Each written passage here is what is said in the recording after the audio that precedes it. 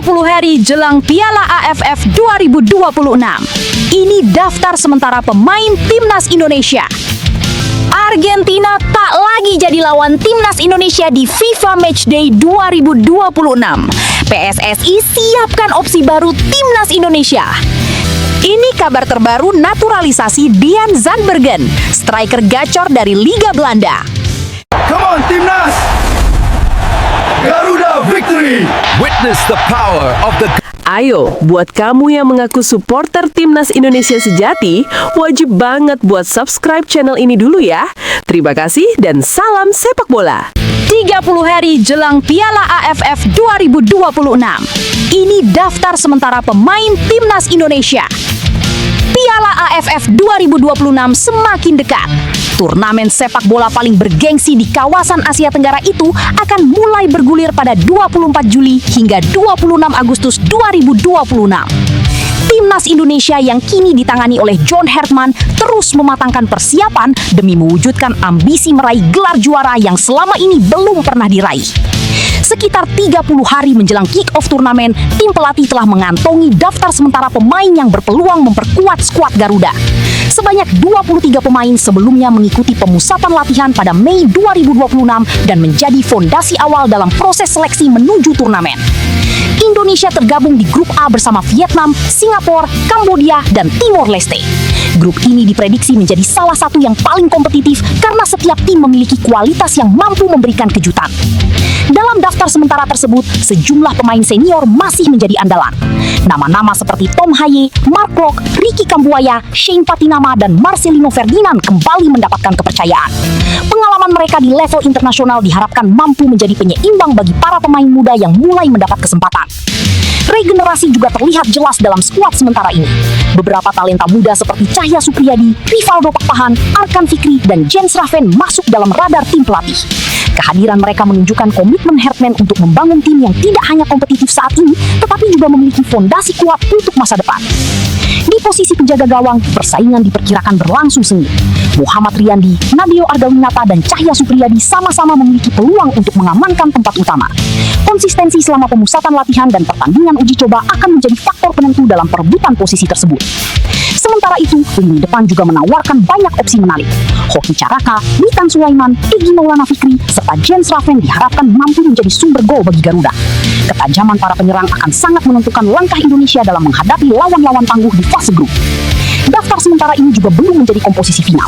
Tim pelatih masih akan menggabungkan para pemain yang tampil pada FIFA Matchday Juni 2026. Beberapa nama yang berpeluang memperkuat persaingan dalam skuad antara lain Budi Tripamungkas, Beckham Putra Nugraha, dan Raihan Hanan. Dengan kombinasi pemain berpengalaman dan talenta muda yang menjanjikan, optimisme mulai tumbuh di kalangan pendukung Timnas Indonesia.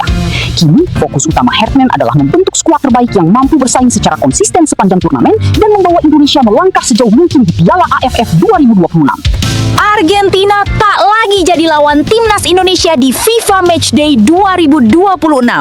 PSSI siapkan opsi baru Timnas Indonesia. Timnas Indonesia dipastikan tidak akan kembali menghadapi juara dunia, Argentina, pada agenda FIFA Matchday 2026. Kepastian tersebut disampaikan oleh Ketua Umum PSSI, Erick Thohir, yang menyatakan bahwa federasi kini tengah menyiapkan alternatif lawan lain untuk skuad Garuda. Keputusan tersebut sekaligus menutup peluang terulangnya laga bersejarah antara Indonesia dan Argentina yang pernah berlangsung pada 2023. Saat itu, pertandingan tersebut menjadi salah satu momen terbesar dalam sejarah sepak bola nasional karena mempertemukan Timnas Indonesia dengan salah satu kekuatan terbaik dunia. Menurut Erick Thohir, PSSI sengaja mencari variasi lawan yang berbeda untuk memberikan pengalaman yang lebih luas kepada para pemain Timnas Indonesia.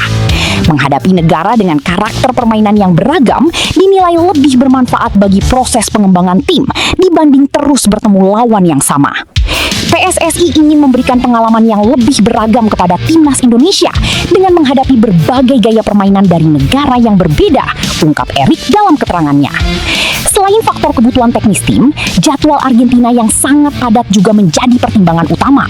Sebagai juara dunia dan salah satu tim nasional paling populer di dunia, Argentina memiliki banyak agenda internasional yang membuat peluang menggelar pertandingan persahabatan kembali menjadi semakin sulit. Bagi timnas Indonesia, keputusan ini tidak serta-merta menjadi kabar buruk. Justru menghadapi lawan dengan level dan karakter yang berbeda dapat membantu tim asuhan John Herdman meningkatkan kemampuan adaptasi dalam berbagai situasi pertandingan. PSSI sendiri dikabarkan sedang menjajaki sejumlah opsi negara dari berbagai konfederasi. Tujuannya adalah memberikan tantangan yang sesuai dengan kebutuhan timnas Indonesia, terutama dalam rangka meningkatkan peringkat FIFA dan mempersiapkan tim menghadapi berbagai turnamen penting dalam beberapa tahun ke depan.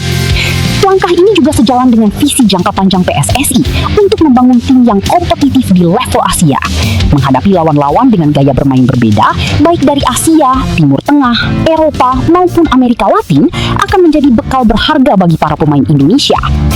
Meski duel melawan Argentina tidak akan terwujud pada FIFA Matchday 2026, antusiasme supporter dipastikan tetap tinggi menantikan siapa lawan yang akan dipilih PSSI.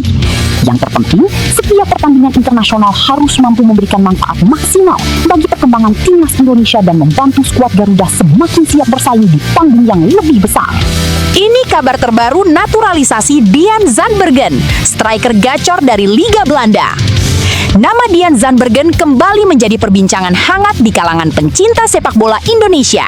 Striker muda keturunan Indonesia tersebut dikabarkan masuk dalam radar naturalisasi PSSI untuk memperkuat timnas Indonesia pada masa mendatang.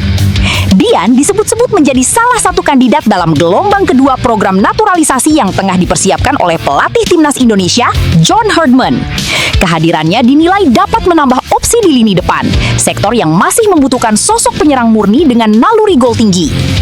Meski rumor naturalisasi terus berkembang di berbagai media dan media sosial, hingga saat ini belum ada pengumuman resmi dari PSSI terkait status maupun tahapan proses perpindahan kewarganegaraan pemain berusia muda tersebut. Dalam sebuah perbincangan bersama Yusa Nugraha di podcast Obrolan Ringan, Dian akhirnya angkat bicara mengenai isu yang terus mengiringi namanya. Ia mengaku masih membuka peluang untuk memperkuat timnas Indonesia apabila kesempatan tersebut benar-benar datang. Namun demikian, Dian menegaskan bahwa urusan naturalisasi saat ini lebih banyak diserahkan kepada keluarganya, khususnya sang ayah.